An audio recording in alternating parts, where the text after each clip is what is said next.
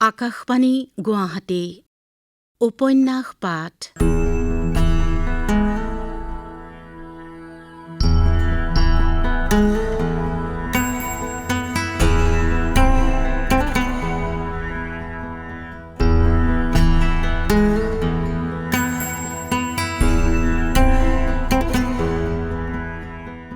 এই অনুষ্ঠানটিত প্ৰচাৰ হৈ আছে অৰূপা পতংগীয়া কলিতাৰ উপন্যাস অয়নান্তৰ ধাৰাবাহিক পাঠ।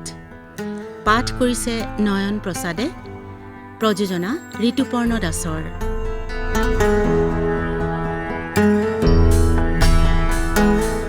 এয়া শুনক অয়নান্ত।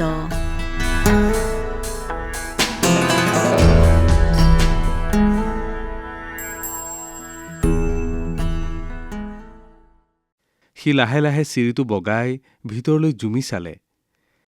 এদম কিতাপত মূৰ গুজি ফাদাৰে কাম কৰি আছে। হঠাৎ জোৰকৈ সি দুটা হাঁচি মাৰিলে। ফাদাৰ চক খাই উঠিল নেকি?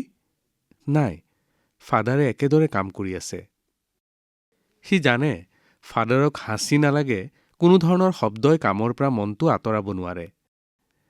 এই মুহূৰ্তত ফাদাৰৰ মনত কেৱল কামৰ কথা, কেৱল সন্মুখত থকা কিতাপখিনি আৰু পেইনটোৰ কথা। ফাদাৰক এতিয়া ইংলেণ্ডৰ গাঁওখন, নগা পাহাৰত মেলেৰিয়াত মৰা অপেশ্বৰীহেন সেই মানুহজনী, মিজু পাহাৰত হস্পিটেলত কাম কৰি থকা সেই ফুলকুমলীয়া জীয়েকজনী কোনেও দিগদাৰি কৰিব পৰা নাই। এতিয়া ফাদাৰৰ মনটো বুঢ়া আহঁতৰ গুৰিৰ দৰে টান, কাঠখোলা চৰাইও ঠোঁট বহুৱাব নোৱাৰে।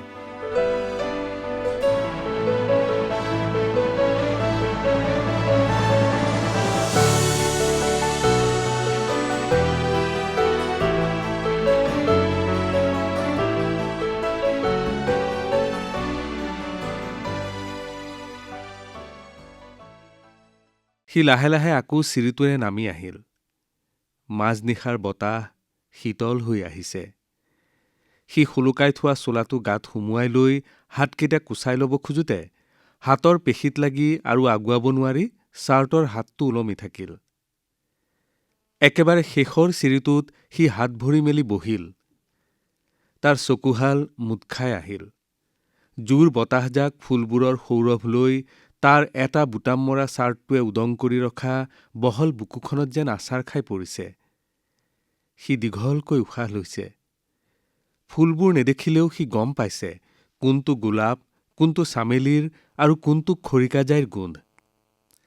ফাদাৰৰ লগত সিয়েতো নিজ হাতে ফুলবোৰ লগাইছিল। খৰিকাজাই ফুলৰ গোন্ধ লৈ এজাক বতাহ আহি তাৰ ডাঠ ক'লা চুলিকোছা লৰাই থৈ গ'ল। পৰা নাই, সি ফাদাৰৰ দৰে হ'ব পৰা নাই।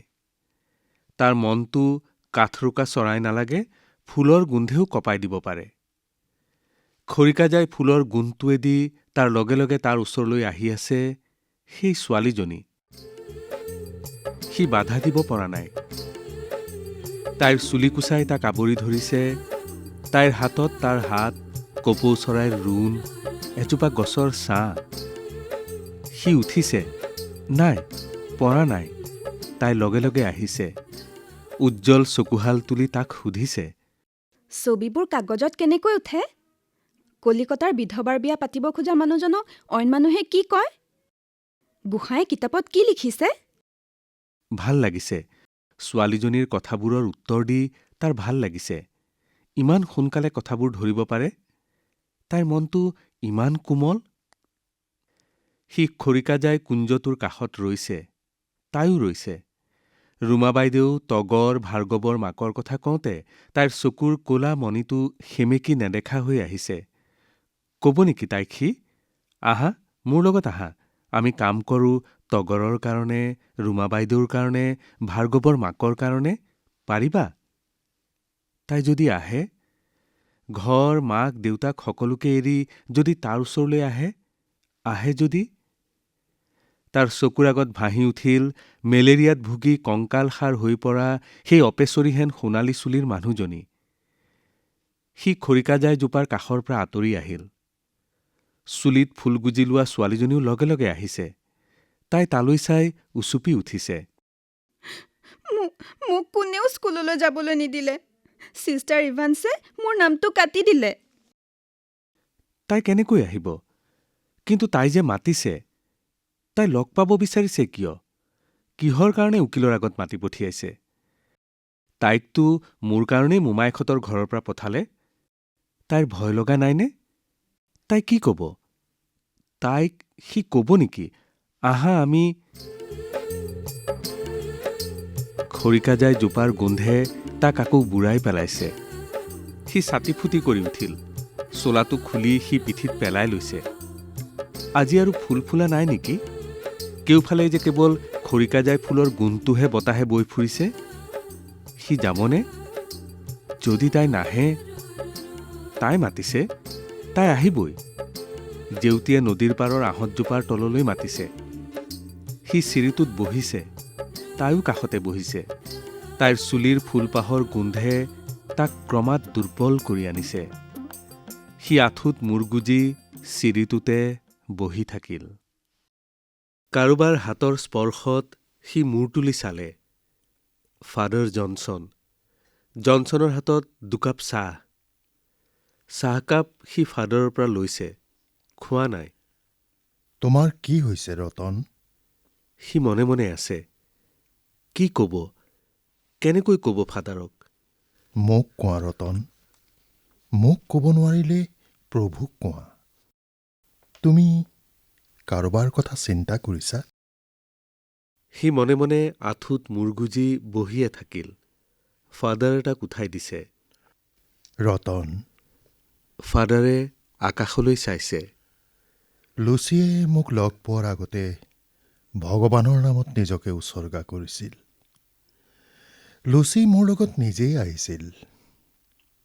ৰতন, তুমি জানানে লুচিয়ে মৰাৰ সময়ত কাৰ কথা কৈছিল? মেথিউৰ কথা কৈছিল। কোন মেথিউ ফাদাৰ? লুচিহঁতৰ চহৰৰে ল'ৰা আছিল। সি লুচিৰ বাবে পাগল আছিল।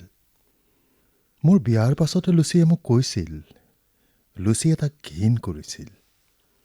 তাৰ মদাহী লম্পট চৰিত্ৰটো লুচিয়ে বৰ বেয়া পাইছিল। তাৰ সেউজীয়া চকুযোৰ লুচিয়ে হায়েনাৰ দৰে হিংস্ৰ বুলি কৈছিল। তাৰ মাতটো তাই ৰাং কুকুৰৰ দৰে বুলি হাঁহিছিল। সেই মেথিউৱেই একমাত্ৰ মানুহ যাৰ নাম লুচিয়ে বাৰে বাৰে মৰাৰ আগতে মুখলৈ আনিছিল। ফাদাৰৰ সোতোৰা-সোতোৰ মুখখনে যেন কান্দিছে। সি ফাদাৰৰ মুখলৈ চাই থাকিল। তাৰ ভাৱ হ'ল বুঢ়া আহঁতৰ দৰে ফাদাৰৰ মনটো যেন হঠাৎ গোলচৰ ডালৰ দৰে চনকা হৈ গৈছে। লুচিয়ে মৰাৰ সময়ত তাৰ নাম কিয় লৈছিল জানা? লুচিয়ে ভাবিছিল মেথিউৰ লগত বিয়া হোৱা হ'লেই তাই মেলেৰিয়া হৈ নমৰিলহেঁতেন। মানুহে নিজকে বৰ ভাল পায় বুজিছা। ফৰগিভ মি লুচি। ফাদাৰে বুকুত ক্ৰছ কৰিছে। তাই মোক মাতিছে ফাদাৰ। এবাৰ লগ পাবলৈ মাতিছে। চেঁচা চাহকাপ সি একে সোহাই খাই পেলালে। তুমি যোৱা। তাই কিয় মাতিছে সুধি আহাগৈ। তাই যদি আহে, তুমি যদি ইচ্ছা কৰা। নাই ফাদাৰ, তাই নোৱাৰে। আৰু মোৰ লগত তাই... মেডামে মৰাৰ আগতে কেক খাবলৈ বিচাৰিছিল। আপোনালোকৰ দেশত কৰা কেক। মই নগা মানুহে কৰা চুঙা পিঠা দিছিলোঁ। মেডামৰ ঘূৰাই নিয়া মুখখন, মই দীক্ষা ল'ম ফাদাৰ। প্ৰভুৱে তোমাক শান্তি দিয়ক। ব'লা, শুই থাকিবা। কাইলৈ আমাৰ বহুত কাম আছে। সি ফাদাৰৰ পাছে পাছে গৈ থাকিল।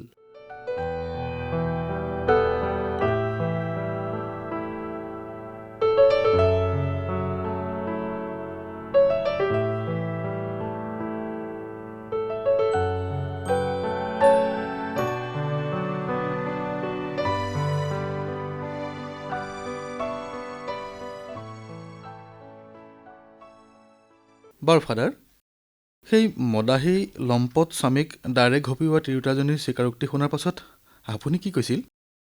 ফাদাৰে তাৰ ফালে চাই অলপমান হাঁহিছে। কৈছিলোঁ প্ৰভুৱে তোমাৰ অন্তৰত শান্তি দিয়ক। তাই কি কৈছিল? তাই সুধিছিল কেনেকৈ শান্তি পাম। আপুনি কি ক'লে ফাদাৰ?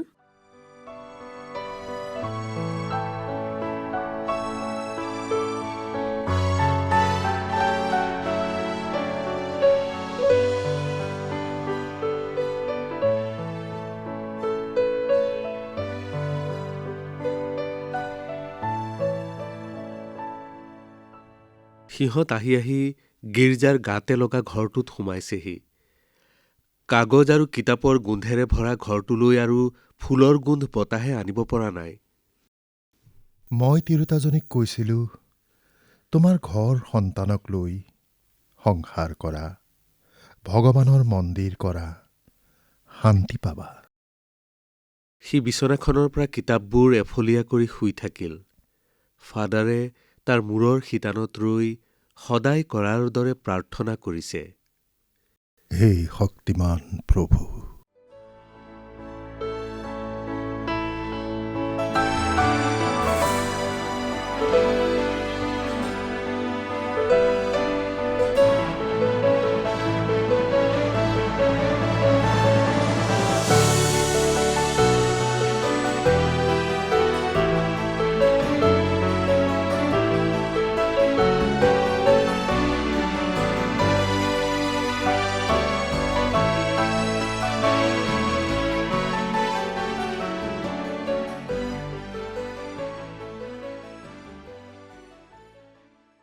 জেউতী গ'লগৈ। বগীও যাবলৈ ওলাল। তাই বগীৰ হাততে চেপা মাৰি ধৰিলে। মই যাওঁগৈ। তেওঁ বহি আছে। থাকক বহি। মাতিছিল কেলে? এনেহে কৈছিলোঁ। জেউতীয়ে জেউতীক দুখ দিলে কি হ'ব? দুখ দিয়া নাই নহয়। কোনোবাই দেখিব এতিয়া। সি নাই বুলিহে। সি দেখিলেহেঁতেন ইমান পৰে। যোৱা যোৱা, সোনকালে যোৱা, কোনোবা এটা আহিছে। তাইক বগীয়ে হেঁচুকি দি নৈৰ পাৰৰ পৰা নোহোৱা হলেই। তাইও নগাবন কিজোপা হাতেৰে ঠেলি হাবিখনৰ ভিতৰলৈ সোমাই গ'ল। চিনাকি লুংলুঙীয়া ৰাস্তাটো, কিচিৰ-মিচিৰ কৰি থকা সৰু সৰু চৰাইজাক, ফুটুকা গছকিজোপাৰ বেঙুনীয়া ফুলবোৰ, ক'লা ক'লা ফাটি থকা ফুটুকা গুটিবোৰ, সৰু সৰু জোপোহাৰ ওপৰত জিলিকি থকা আহঁতজোপা, চবেইতো তাইৰ চিনাকি। তথাপি তাইৰ আজি এনে লাগিছে যেন এখন প্ৰকাণ্ড হাবিলৈ তাই অকলে অকলে সোমাই আহিছে। এজাক বতাহে তাইৰ ৰিহাৰ আঁচলটো কঁপাই তুলিলে। মনত আছেনে তাৰ? এইখন কেচবচা ৰিহা তাৰ মনত আছেনে? বতাহত এটা কোমল গোন্ধ নাহৰ ফুলিছে। দীঘল দীঘলকৈ তাই উশাহ এটা ললে। লুংলুঙীয়া বাটটো শেষ হৈছে। তাই অলপ ৰল। ইমানবোৰ কুলিয়ে মাতিছে। একেলগেনো এনেকৈ কুলিকেইটাক চিঞৰ-বাখৰ কৰিবলৈ কিহে পাইছে? আহঁতজোপা অলপ অলপ দেখা গৈছে। সি আহঁতৰ তলত বহি আছে। বগীয়ে দেখি আহিছে। তাই বুকুখনত হাত দিলে। বুকুখনৰ ধপ ধপ শব্দ তাই স্পষ্টকৈ শুনিছে। কিমান দিনৰ মূৰত তাই আজি দেখিব সেইহাল চকু। দীৰ্ঘ পেশীবহুল চেহেৰাৰ হাফ পেণ্ট পিন্ধা জপৰাচুলীয়া ডেকাজন তাইৰ আগত থিয় হৈ কৈ উঠিল। কান্দুৰী ছোৱালী। তাই অকলে অকলে হাঁহি দিলে। কুলিকেইটাই যেন তাইক চিঞৰি উঠিল। ফুটুকা গছবোৰে আহঁতৰ তলখন ঢাকি ৰাখিছে। আহঁতজোপালৈ চাই তাইৰ চকু থৰ হৈ গ'ল। কপৌজোপা আহঁতডাললৈ কেতিয়া আহিল? তাইতো শুকান পাত কিছুমানহে দেখি আহিছিল। এহাত দীঘল দীঘল কোমল বেঙুনীয়া গোলাপী কপৌ ফুলবোৰেৰে আহঁতজোপাৰ মদৰুৱা গা-গছডালত উজলি আছে। তাই যেন খোজ কঢ়া নাই। নাহৰৰ সুবাস, কুলিকেইটাৰ চিঞৰ-বাখৰ, কপৌ ফুলৰ ৰঙে তাইক আলাসতে কঢ়িয়াই নিছে। তাই আহঁতৰ তল পাই ৰৈ গ'ল। আহঁতজোপাত আউজি বগা হলৌ চোলাৰে সমগ্ৰ শৰীৰ ঢাকি ৰখা এজন মানুহ বহি আছে। ঠিক স্কুলৰ চেপেলৰ সময়ত অহা ফাদাৰ লাৰ্ছনৰ দৰে। এতিয়াই যেন উঠি মানুহজনে লেঙেৰিয়াই লেঙেৰিয়াই ষ্টেজত উঠিব, হাত দুখনেৰে চকু ঢাকি থৈ কৈ উঠিব, অ' মাইটি লৰ্ড, গিভ আছ। সিহঁতে মিষ্টাৰ লাৰ্ছনৰ দীঘল প্ৰাৰ্থনাবোৰত ইজনীয়ে সিজনীলৈ চাই চিকুটা চিকুটি কৰি ৰৈ আছিল এটা শব্দৰ বাবে, আমেন। তাই ৰৈ থাকিল। মানুহজনে পঢ়ি থকা কিতাপখন বগা হলৌ চোলাৰ জেপত ভৰাই তাইলৈ চাইছে।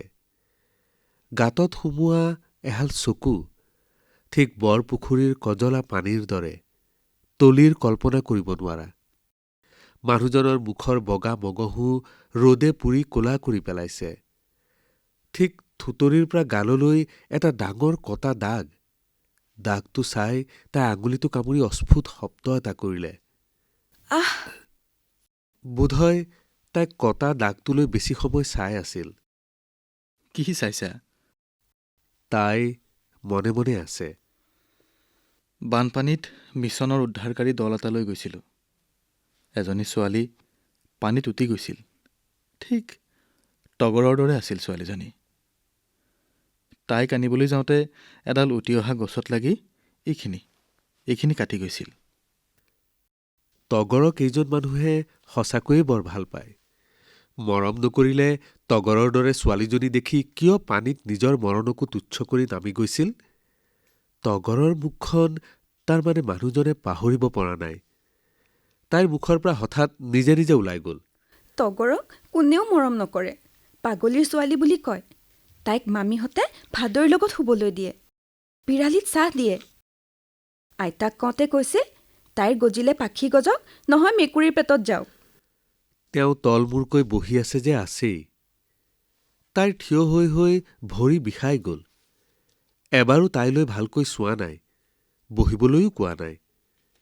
মানুহজন কেনেকৈ আঁঠুত মূৰ গুজি বহি আছে? কোনোবাই দূৰৈৰ পৰা দেখিলে ভাবিব মানুহজনে কান্দি আছে। তাই তেওঁৰ পৰা অলপ দূৰৈত বহিল। তগৰ কিমান ডাঙৰ হ'ল? তেওঁ আঁঠুৰ পৰা মূৰটো উঠাইছে। আপুনি দিয়া চোলাবোৰ তগৰলৈ তেনেই ছুটি হ'ল। হয় নেকি? তেওঁ অকণমান হাঁহিলে। হলৌ চোলাটোৰ মাজৰ পৰা সেই হাফ পেণ্ট বগা চোলা পিন্ধা ডেকা ল'ৰাজন যেন ওলাই আহিল। আপুনি কিন্তু বহুত বেলেগ হ'ল। তুমিও হ'লা। সৰি পৰা বহতৰ হালধীয়া ফুল দুটামান গোটাই তাই তলমূৰকৈ বহি থাকিল। কুলিকেইটাই মাতিয়ে আছে। কুলিৰ মাতৰ লগত হেটুলুকা এজনীয়েও যোগ দিলেহি। বতাহত উটি অহা কেতেকীৰ তীব্ৰ গোন্ধ এটাই দুয়োটাকে চুই গ'লহি। তুমি আজিকালি পঢ়া শুনা কৰা নে নাই? কিতাপেই নাপাওঁ, কি পঢ়িম? মই তোমাৰ মামাৰ হাতত কেইবাবাৰো কিতাপ কাগজ দি আহিছোঁ নহয়। পাইছানে নাই? নাই পোৱা। তাই হাতত লৈ থকা বহতৰ হালধীয়া কোমল ফুলটো দুফাল কৰি পেলালে। ভিতৰৰ পাতল গোলাপী সেমেকা অংশটো ওলাই পৰিল। মামাহঁতে মোকনো ক'ত কিতাপ দিব? মোৰ বিয়াহে পাতিব খুজিছে। তাই ফালি পেলোৱা বহতৰ ফুলটো চেপি ধৰিলে। গোলাপী বুকুখনৰ পৰা অলপ পানী বাগৰি আহি তাইৰ জেতুকা বোলোৱা হাতখন তিয়াই পেলালে।